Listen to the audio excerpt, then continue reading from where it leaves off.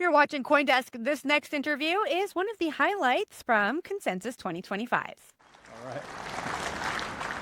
All right. Pretty good crowd for this early in the morning in the first panel, so thank you everyone for being here. We have a pretty star-studded panel up here. We're going to be talking about, can we call it an asset class yet? How serious investors can and should engage in crypto.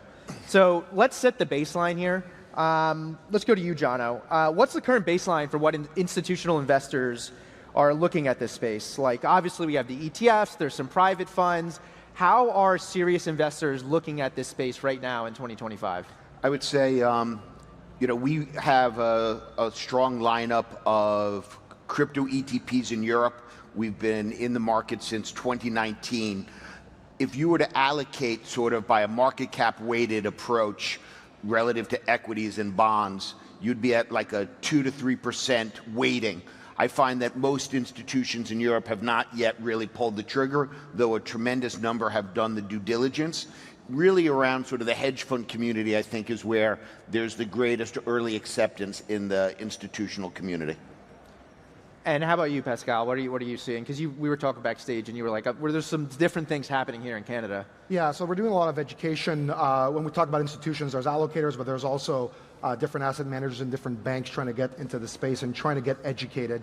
I think the ETF wrappers were a game changer from an investment perspective because they allowed compliance and legal to kind of step aside from a risk perspective and to say, you know what, this is now an investment decision, particularly for Bitcoin. When it comes to everything else, they're really still trying to understand how the networks function, what is a validator, what are all the different classes of cryptos, because here we are on stage, a bunch of experts in the room and people who are in the day-to-day space, and we just blanket everything as crypto as an asset class, but the reality is when we go to an ETF conference, no one there is talking about are ETFs an asset class, it's what are in the ETFs. So there's still a lot of that education to take place, but they're starting to move forward. But Bitcoin, of course, is leading the charge. But I'm impressed by the level of understanding that these larger institutions are starting to take shape, and you're going to see a wave of that coming in the next 18 months. Andy, to you. I mean, one thing I will say is, like, I feel like education has been what we need to do in this space since I started covering it professionally in 2017. I feel like it's probably always going to be. Yeah. But like, what else do we need to do to make this asset class more recognized, more standardized, more acceptable to serious investors and institutions? What are you guys focusing on? To us, it feels like 1999. Right? It feels like when tech stocks in the United States started to become more accessible with easier online brokerage, right? The E-Trade ads with the babies, and people started buying names that they knew a lot about, then they started buying names that they knew less about, then they started buying names that were going up that they saw in the Yahoo chat rooms. And there was a lot of froth, and around that gathered this QQQ ETF, right? One of the first ETFs, which was this liquidity container for 100 NASDAQ stocks. That took on a life of its own. It moved from being an institutional kind of liquidity mover to an allocation engine into tech. So we think that there's a lot of trading. Crypto is a trading asset class yet. We don't think it's quite an investment allocation asset class. There's a lot of trading. There's froth that will come away. But out of it, you need these liquidity containers that ultimately become benchmarks and that ultimately become the tool that retail will use to allocate to the space.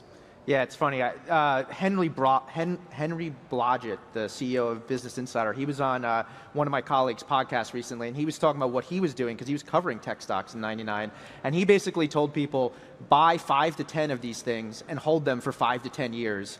And that's how he ended up in Amazon so early and a few other things. A lot of them blew up. Seems very similar to what's going on in this space. So I think a lot of the stuff in this space is going to be worthless over time.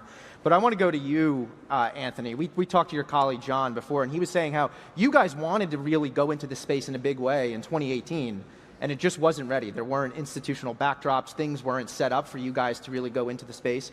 Obviously, you have leaned way more heavily into the space. Can you just talk about the growth that has happened and what you think still needs to happen for big institutions to jump in? So, I mean, for us, back in 2018, I didn't think there was enough wallets in Bitcoin at that time. I was having a hard time understanding if I was going to make a 9-figure investment in Bitcoin, where I was going to store it safely.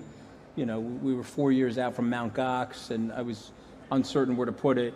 And then the regulatory issue, I think, was hanging on us. By 2020, You could store at Fidelity or NYDIG or places that I felt comfortable with. And then you guys may remember this, the IRS deemed Bitcoin intangible property. Well, once that happened, in the US, property laws are fairly sacrosanct, they're bipartisan. There's 900 years of common law dating back to the Magna Carta.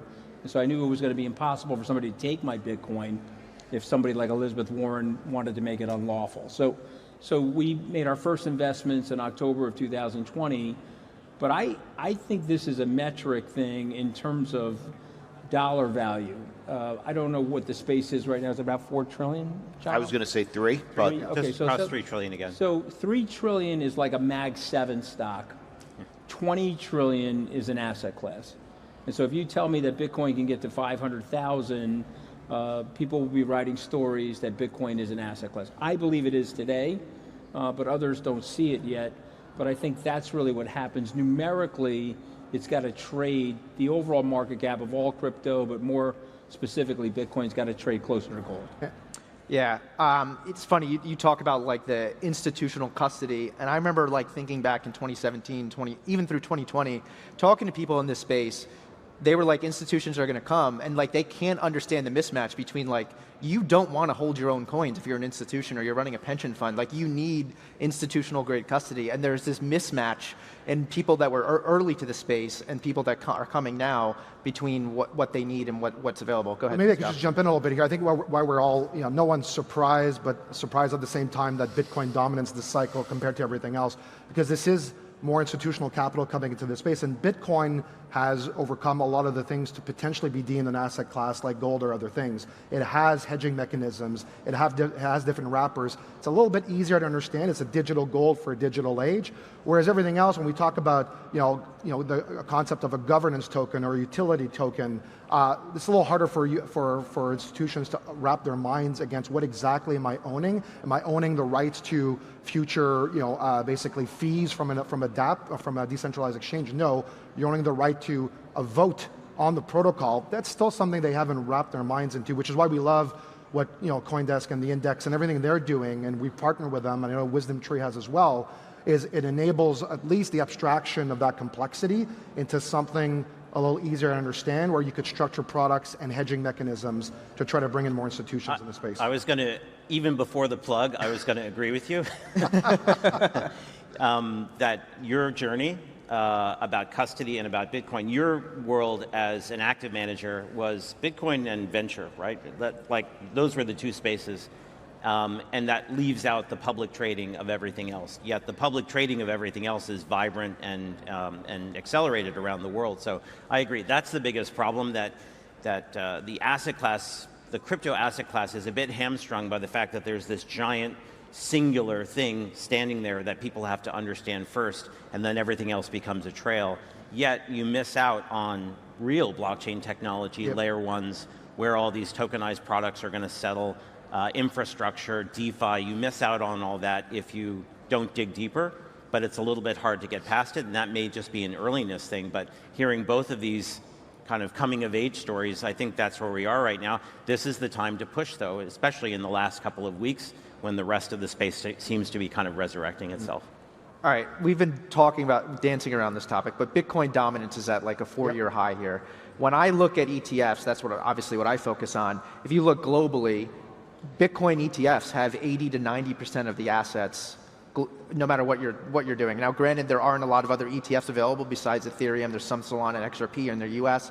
The US dominates, but Jono, let's go to you in Europe. What's happening? Are people are they just focused on Bitcoin, or are they looking at this other thing, the venture side of things that Andy kind of alluded to? Earlier it was spoken about the queues and the basket of 100 public companies that made up the queues. So many of the cryptocurrencies have no value beyond speculation that it's very, very, you have to be very cautious. So a CoinDesk has to, if we licensed the DAO, the Crypto 20, you need to be the Wall Street Journal. Can't only be a cheerleader. So there's a lot of risk here. So Bitcoin was amazingly well constructed. It's not digital gold because we actually have physically backed tokenized gold, which is gold, and it travels just as smoothly over the blockchain, but Bitcoin's done a better job selling the need, this alternative store of value than gold has done. But I think Bitcoin is dominant. It is here forever, I believe. Some will emerge, but we have to be very, very cautious. I think that's sort of my take for the moment. Yeah, so I could jump in a little bit here. US has launched some futures-based ETFs, right? But Canada's been quite innovative at pioneering the ETF space globally, as well as staking. So we were the first to launch staking in an ETF with our Ethereum product, and recently launched our Solana SOLQ product. That one is attracting both retail and institutional capital because we're solving the complexities of a lot of things. So how do you package the technology, the staking, the security, the right custodians in an easy to access wrapper? This is quite appealing for investors. And the other thing as to why institutions are starting to come in is they also start to understand layer one. So Bitcoin, they understand. Now they're starting to understand layer one, saying, okay, if all these applications in the future of finance need to settle on chain, I don't need to start picking which application is going to win. Like, is it Google or is it Facebook, right? Or is it Microsoft? You just own HTTP. You just own just own the layer one. And so people are starting to allocate through these vehicles because they understand what it is, and at the same time, through these staking mechanisms, they understand that they're participating in the security of the blockchain, which is a plus for them.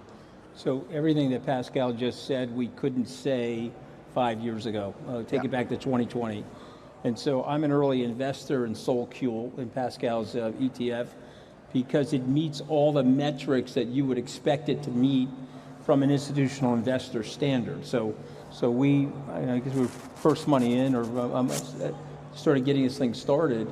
And I expect them to have $1 billion fund. And as Solana continues to grow its ecosystem, I do think it will be one of the things that we end up tokenizing everything on. Stocks, bonds, real-world assets, et cetera. I'm not saying there won't be others, but Solana has a big lead. It's fast and it's cheap, and the guys there have done a great job of building that ecosystem. And so this is the combination of a great story and a great asset management firm coming together to scale that for individual and retail investors. This is great, and I agree, Solana is amazing, and I think the product's amazing, and democratizing staking yield is critical, right? It educates while it pays. Henry Blodgett's point about picking 5 NASDAQ names and holding them for 25 years, probably would have had Intel, and probably would have not had NVIDIA, right? Yep. And understanding layer ones, you would have got it. You might not have had Ripple or Stellar, right? Yep. You probably would have had Ethereum, and it would have been difficult. So staking's critical, and institutional grade staking is important. Solana probably won't be the Intel. It probably won't be the NVIDIA. It might be the Apple or the Amazon, right? So again, for people who want to make that 10-year bet, you just don't want to pick, right? The index, 100%. You want them all in there, and you want some benefit of staking yield. In the meantime, these products, I think, are a gateway. A SolQ is a gateway to making the whole environment a little bit more friendly, and kind of distributing some of that yield to holders, which will be a great feeling. So can I ask Jono Go ahead, a quick question? Jono, in the United States, they prohibited staking on the Ethereum ETF. Do you think that the current SEC, the new rubric of the SEC, will change that and reverse it and make it consistent with Canada and other parts of the world, or you think we're stuck with that? I believe it'll evolve to allowing staking, but that's not like the SEC has given that visibility, but I believe that's going to be the trend. We're coming off of what was such a restrictive SEC. It was completely unreasonable. So, and the ETF really mainstreams these exposures for all investors, whether it's retail or institutional. Yeah, so I can actually answer that. The SEC's final deadline for the 19B4, which is like basically when they have to say yes or no, you can do these things, for staking is going to be in October. Our view is it's going to be approved. How long after it's approved before all the plumbing is set up properly where the SEC is comfortable? But I do want to give a shout out to the OSC, the regulator up here in Canada. Pascal kind of hinted at it, but Canada always beats the US to market, first to market for every new type of ETF out there. I thought these guys I don't were want to brag. I thought you were the socialist country. It's and we not were the capitalists, I OSC, guess. it's 3IQ pushing. Oh, okay, But that's okay. All right, well, actually, everyone here probably knows about the Grayscale lawsuit with the SEC. I'm assuming maybe people up here in Canada, if you are actually Canadian, you know, but 3IQ, or before that, actually fought a similar battle with the regulators here in Canada. Can you just talk, right now we've gone from super massive headwinds over the last few years. It seems like we have a lot of tailwinds behind us. Can you just talk about what happened with that 3IQ lawsuit and where things are going?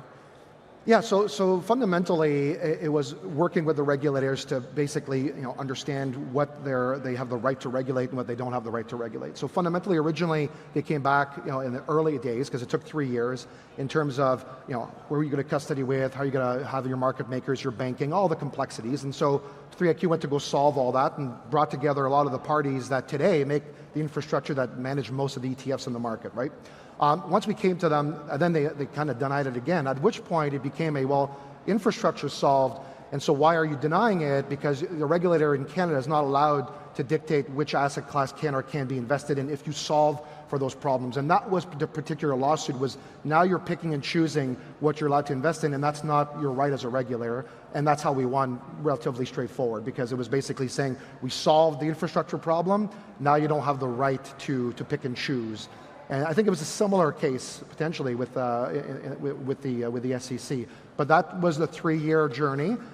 Since then, basically they've been quite open at working and listening to asset managers at fitting within existing 81-102 regulations. So what's missing in Canada to really take off compared to some of the other jurisdictions that are building crypto-native regulation is that we don't have crypto-native regulation, so everything we do has to fit within existing laws, and so you really have to, open up your paradigm shifts and educate and think this through in terms of what does it go into to get all these different products approved. So it's a slower process, but it's working, and it's keeping assets safe, secure, and so far simple for investors. Yeah, this, to Jono real quick. I mean, our view here at Bloomberg is things have kind of switched in the US from what is going to get through, how can it get through, to where is the SEC going to draw the line? Because pretty much everything is likely to they seem to be more libertarian minded. We don't know for sure. But I'm just curious if you could, at Wisdom Tree, if you kind of think things have shifted enough that way, and also if you can compare and contrast, you have a lot of products in Europe, obviously, what's the difference in working with these regulators has been?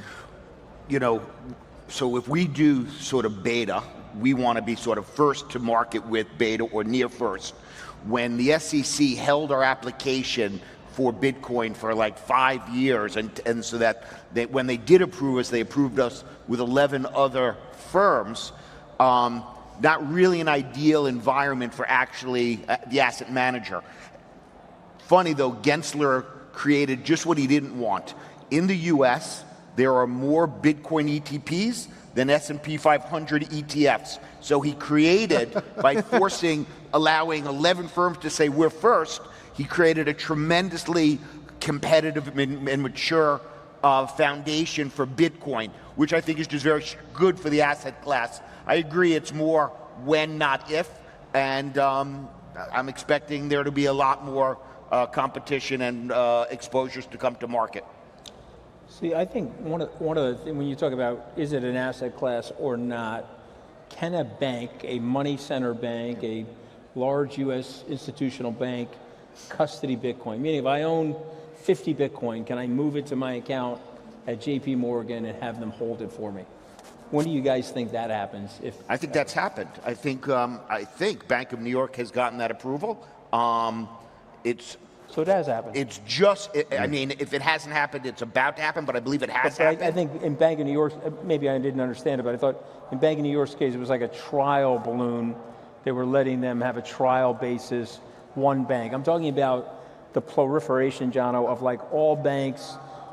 You walk into your bank, you're going to move assets over, you can move your crypto too. Is that 5 years from now? No, I think it's sooner than that. I mean, there was, regulated financial services, you bow to the regulator. You can't go afoul of them. No one is more difficult than the OCC and the banking regulation. And so they were really discouraged the big banks from touching the asset class in any way. And that is falling away. And so crypto should be able to sit side by side with other asset classes and other services, be normalized. And that's where, and I think that journey is happening. ETFs were a part of that journey. These regulation changes are a part of that journey. And I expect that it'll be pervasive. Now, custody is a tough business, and it's a scale business. So, Coinbase has a fight ahead of them. I think, custody is one thing, derivatives also important, right? If you don't have index derivatives that are liquid, even on the biggest derivative platforms, you have a lot of liquidity in Bitcoin, some in Ethereum, and then it trails off. If banks really start to develop structured products or hold or trade or serve customers, suddenly statutory capital is going to be something you have to manage. And Bitcoin alone, optionality isn't going to solve that. So you need other big containers. QQQ did this really well. Options market for tech stocks exploded. The futures got better. The index options got better. ETF options will handle some of that, but that's a very capital expensive way to manage risk. So we do think that derivatives, custody, and ETFs, you put all those three together with the right kind of scope, that will help distribution, that'll help risk management. But I don't think there's any argument on the stage that it will, like everything we're talking about is on a journey of happening. The question is, it's slowly then suddenly type of analogy. So is it 18 months, 36 months, who knows? But globally, regulatory clarity is happening. A lot of mid-tier banks are custodying and bringing in crypto-centric clients. Structured products are happening in certain jurisdictions. So fast forward, right, just the mental model shift over the next 3 years. If we looked at the space in 2017, like Anthony was saying, it was non-investable for Skybridge, and now all of a sudden they're one of the leading players in the space. Do that in another 5 years, it's an asset class, guys. So can I just go ahead, say Anthony. Just a couple of things why we may not actually be bullish enough. Number one, proliferation of capital into the public markets for things related to Bitcoin and other assets. Kraken is going public, would be an example, but other companies are going public. American BTC spinning out of Hut 8 as an example. Yep. So there's a lot more capital in the space, which means it's going to eventually flow into things like Bitcoin and a Solana. Number two, copycats that are out there of strategy, formerly known as MicroStrategy. There's a proliferation of those. You have the selling cycle. Jono, how long have you been on Wall Street? Since 1984. Okay, all right, so I've been, just like you, I'm 89, so there's a combined 70 years here. We're both lying about our age, don't look us up on Wikipedia. But what I'm getting to is we both know that Wall Street is a selling machine. And BlackRock is just turned on the dial of thousands of consultants going out there. And so you saw on April, after quote-unquote Liberation Day, Bitcoin sort of was not super correlated to the Mag 7 and others. So I'm just wondering, proliferation of capital, copycats, introduction of wider regulation, Wall Street selling machine for these ETFs and other products, we may not be bullish enough. One thing I will say on that is I work at Bloomberg, and I have a lot of clients who don't take this asset class seriously, which is exactly what we're talking about. And some of them saw what you were talking about that happened in April, that kind of like, I don't want to say the word, but it kind of disconnected from what was happening in the markets, or at least it didn't act the way most people expected. And that prompted a lot of people who were like, maybe I should take this a little more seriously and look into this narrative. You want to say something, Pascal? I was going to say, so we've seen moments. So like during the banking crisis in 22, Bitcoin completely disconnected to the upside, right? And so we cannot forget the impact that, for example, the cash and carry basis trade is having on Bitcoin right now. These ETFs are being used to run that trade. And when liquidity, basically there's a liquidity crash and you need to get out. So everyone has to get out. And so Bitcoin becomes correlated. Pascal, explain the trade. Explain the trade. So basically there's a disconnect, and this happens in every commodity, but essentially in crypto right now, particularly in Bitcoin is very popular, but if you go down the chains, particularly those that have futures, you have a very large spread between the spot asset price and the derivative asset price. And basically, if you wanted to do a market neutral trade, you go long the base currency, so in this case Bitcoin, and you short their futures or you short the perpetuals, and you basically achieve what you call the contango spread in the middle. And for now, that's been close to high. It's beating treasuries almost by double right now. So it's a very popular hedge fund trade. A lot of institutions, some pensions are executing the trade. We're trying to package that trade in an easier way for individuals. And so it's becoming popular. But when there is liquidity crunch, and that is your source of liquidity, Bitcoin's very liquid, people unwind the trade. And so it does get Bitcoin to get correlated to everything else. But in moments of stress, you've seen Bitcoin succeed at its job at bringing in risk assets. Yeah, so I'll just add, like if you just look at the spot Bitcoin ETFs, about 15 to 20% of those assets are in hedge funds likely doing this trade. And we saw billions flow out. They went from a peak of $40 billion inflows. $5+ billion came out from February through the end of March. And almost all of that was unwinding the basis trade because you went from double-digit yields on basically risk-free to single-digit yields, and people just took their money out. And then the outflow kind of stopped, and now it's gone back in, but that basis hasn't gone up. So this money that's come in our view, over the last month or so, billions of dollars, we're now at a new all-time high of inflows, isn't because just the basis trade like we saw was happening. This time here, yes. Yes. Yeah. So I want to talk to someone we kind of were hitting on before. We were talking about headwinds turning into tailwinds. Something I've been worried about since November, and we're starting to get more signs that this might be the case. I want to go to you, Anthony, on this one. Has the pendulum swung too far from a headwind into a tailwind with some of the things that the administration has done with the Trump coin, Melania coin, some of the things happening World Liberty Financial? I think a lot of people want this to be bipartisan. They don't want it to be an issue. They don't want too many things to be happening. And it almost feels like this is giving more ammunition to the people who are anti-crypto solely for political reasons to fight this. I want to hear you just talk about this for a minute. All right, well, so don't ever forget this with the president, okay? I just want you to imagine you're at Mar-a-Lago and there's a buffet table, okay, and you have to eat everything at the table, okay? You can't take your tray over to the buffet table and say, I want pro-crypto regulation. I want a little bit of banking deregulation. I'd like some lower taxes. Okay, and then you walk back to your thing and you drink your Diet Coke with the president. You don't do that. You got to eat everything at the table. You got to eat the meme coin before the inauguration. You got to eat Canada's the 51st state. Sorry about that, Canada. You got to eat we're going to take Greenland. We're going to take Panama. We're going to have tariffs on, tariffs off, Liberation Day, no Liberation Day, I just blinked. You get everything, the $400 million plane, okay? and so you have to understand that you have to eat everything at the table. So to me, if I'm just talking about our industry, he's better for our industry. If we're going to be objective about it, Jono just cataloged briefly some of the things that went on in the last administration. And so, yeah, is there some headwind now? Is there a slowdown for the stable? It's so funny that these things are called stable and genius, so we'll just call them the stable genius legislation. Is there some slowdown related to that because of what Trump is doing with his family? I think that there is. What I would say to Eric and Don, I assume, because I know those guys well, that they're not doing anything wrong. So just be as transparent as possible to reduce the fight, the tension. They're business people. Their dad's the president. They're allowed to be in business. You see what I mean? But I do think that stuff gets passed by the August recess. Go ahead, Andy. You want to say something? I couldn't agree more, but What are you eating at the buffet table, though? What do you like most? You like everything, or you just start with A, go all the way to Z. All right, you like the plane the best, I think. You like the $400 million plane from the Hamas Qataris. $400 million you like that? plane would be nice. Why stop there? The weekend that the Trump coin went live was an amazing demonstration of liquidity moving, and I think it pointed to. I just love the volume that went through. Nature will take care of things that shouldn't be in the ecosystem, and 10 years from now we'll look back.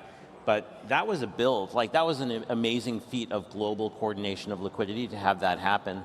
So on Solana, and when did you? Who had on their bingo card that the president would put up a website with a Solana address at the bottom? Like, that was pretty cool.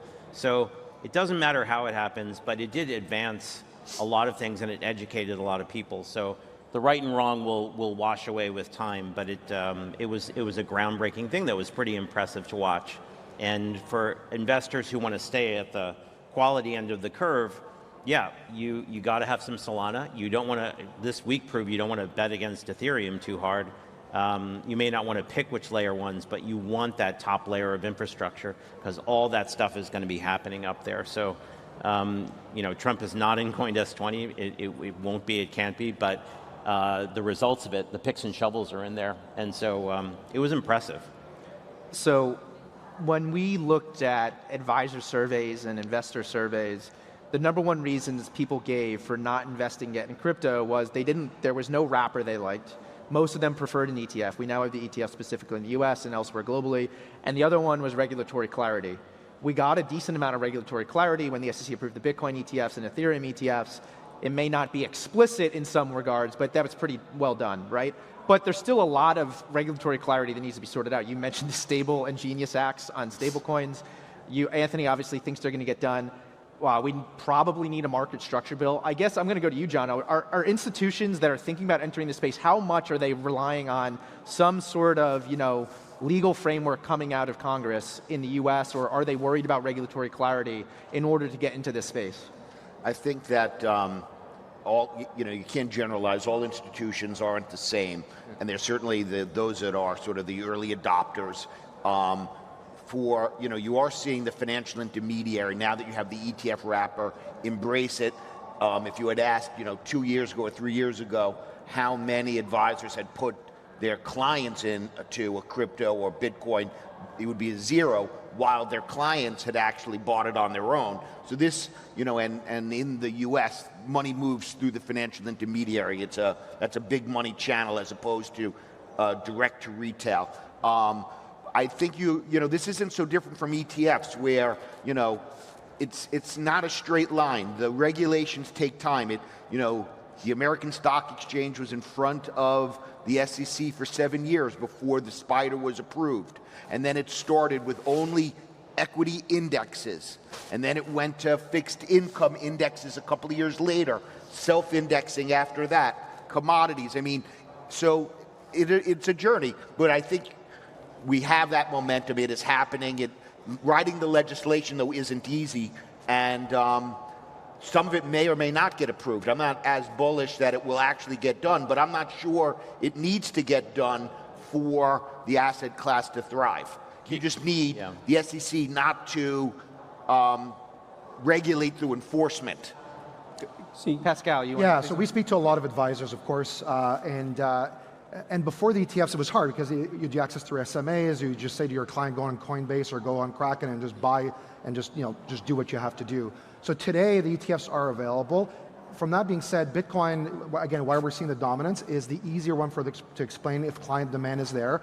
We're seeing some of the asset managers being a little more innovative and just adding Bitcoin as part of their global macro portfolio. So now everyone gets Bitcoin without having to be sold Bitcoin. And so people are solving for the access problem and the problem of the advisor not having to have career risk by saying, let's go 3% Bitcoin, and then all of a sudden volatility kicks in, and he's got 200 clients calling him like he's trying to golf.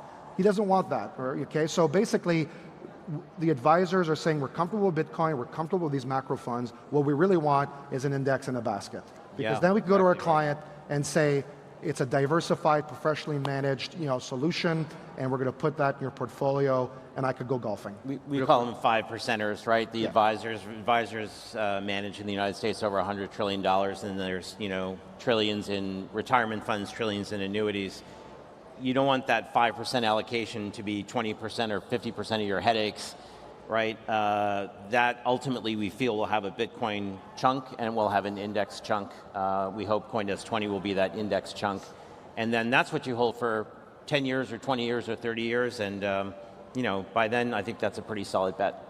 Anthony, you had something you wanted to say? Well, just briefly, I think Jonathan's ultimately right about legislation. It's very cumbersome as a huge sausage factory. But I just want to remind people that Fair Shake, the crypto pack, came in 24, dumped $250 million in. Other crypto aspirants gave the president something like $150 million to help him win that election. And I find it very hard to believe that the Democrats are not going to be at least crypto neutral by the time we get to the 26 election season. So that's the reason why I'm optimistic. But I do Jonathan and I have a lot of experience with this stuff, and you can go haywire when you're in the Congress, but I think the incentives are there to get these bills passed. Yeah, I mean, if you're not optimistic on this asset class and more broadly after this panel, you probably weren't listening too well, but that's all we have time for. Thank you, everyone, for coming early. Everyone. Hey, Great job.